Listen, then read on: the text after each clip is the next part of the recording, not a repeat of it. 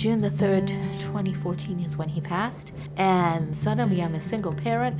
I'm a widowed mom. I'm a widow. I couldn't even say the word. I had such a hard time coming to terms with that being that word because I didn't want to be that. You know, when you have this ring on your finger, it's unbroken circle. So in my mind, I'm like, this is not how it's supposed to end. I always said, okay, God, I wish you had given me another 20 years because then at least he would have been around for raising the kids, being a father, and just getting them to an independent stage. And I was just so unprepared for being a single parent.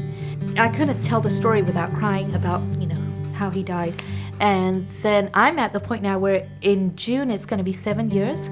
And so enough time has passed where all the hard, difficult stuff is kind of in the back of my mind. And I'm at a point where, with Widow Strong, I'm volunteering for events. I'm helping Michelle out.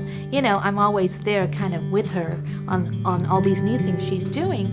And that's empowering for me because I'm helping myself, I'm helping her, and I'm helping other people. So I'm on that opposite end now. We're pouring in, volunteering, helping out, donating my time, my energy, food, whatever's needed.